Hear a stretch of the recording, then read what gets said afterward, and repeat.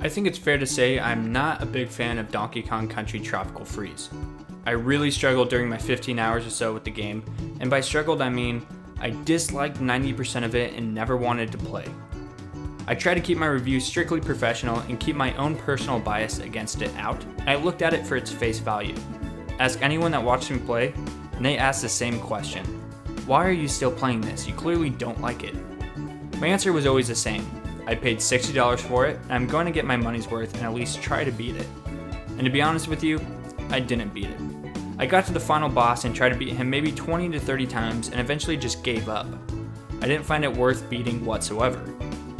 I might have a dislike for side-scrolling platformers to be honest, but I can't say that's entirely true, because I love games like Rayman Legends, Mark of the Ninja, and Ori and the Blind Forest. I would actually put Ori on my top 10 favorite games of all time list. So why does Donkey Kong, one of Nintendo's biggest franchises, fall so short in my eyes?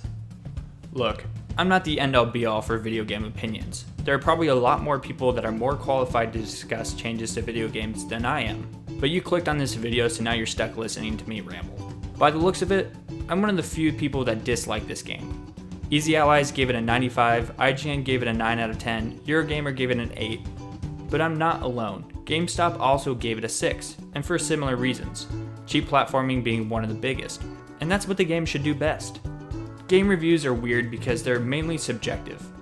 I don't like the platforming in Tropical Freeze, and neither does Mark Walton from GameSpot, but Jose Otero from IGN said the game is a fun and challenging platformer that isn't afraid to make you work hard. So what is it about the game that makes me and Mark Walton hate the platforming, but makes Jose feel the challenge is worth it? To start, I think the controls in Tropical Freeze, at least on the Switch version, are poorly implemented. This is a problem with a lot of Switch games in my opinion, in that since most games need to be played with all controller setups in mind. It needs to be accessible enough for the Pro Controller and holding a Joy-Con sideways. This causes the controls to be minimal and doubled up. So now there aren't a lot of buttons that players need to press in order to do things, and that means we have to have a lot of buttons that are going to be unused. So now there's 2 buttons to do everything. Jumping is both A and B, grabbing is both triggers, and rolling is X and Y. I have a lot of trouble dealing with rolling and the ground pound being mapped to the same button, oftentimes dying because I meant to do one thing and ended up doing the other. This would be excusable if there weren't so many free buttons. Why can't X be to roll and Y be to ground pound? Why does it need to share a button? Another good excuse for button sharing would be if Donkey Kong had any other abilities, but sadly he's pretty restricted in what he's able to do. I'm not asking for much in terms of mechanics, but it would be nice to have one other mechanic to complement gameplay. It's cool having the ability to hover with Dixie and Diddy, but there's only specific times you can use them, and if you die, they're gone for good. I feel as if you should always have one of them on your back at all times, and you should reconstruct all the levels so you actually need them to progress. Being able to play as any of the other Kongs also seemed like it would be a lot more fun, because they have one more gimmick that Donkey Kong doesn't. I want to be able to hover or jump or do a massive ground pound from the air or attacks from afar. It's cool having his roll do damage to enemies, but they always place them in sets of 3 that causes you to get hit by the last one, since your roll duration is never long enough. It just feels like with the mechanics at hand and the way the levels are laid out, you're always set up for failure. And when you do have a fun mechanic to utilize, it's taken away the second you fail. In this situation, having fun gameplay shouldn't be the reward for doing a good job. It should just be the thing the entire time. The reward should be the collectibles, which feel impossible to find, or they're placed in certain parts that restrict the flow of gameplay. Look at this. If I timed this properly, then I should be able to get through the segment no problem. But they place a collectible in a location that causes you to halt your own progress, instead of just being a reward for doing a good job in the segment. I never wanted to stop and find a way to obtain collectibles because I constantly feared having to replay the segment again, and I wanted to be done with the game as soon as possible. My biggest change to Tropical Freeze is either to keep the game controls as simple as they are and provide a better flow with their jumping mechanics, as in I want to be able to roll from one side of the level to the other and time everything perfect. Have one solid path of movement that has me flowing through the level.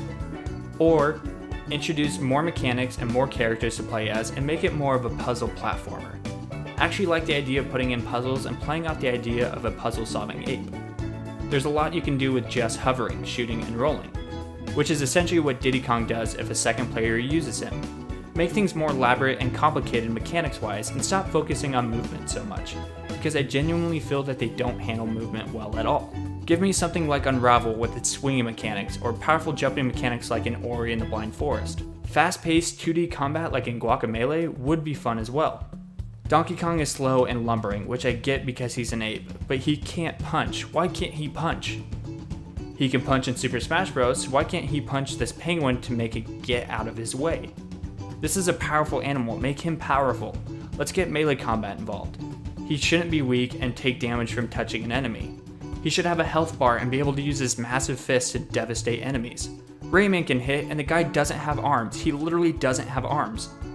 This is more of a personal preference as far as gaming goes, and I know it's unfair to ask a game to change genres just because I don't like what the developer made.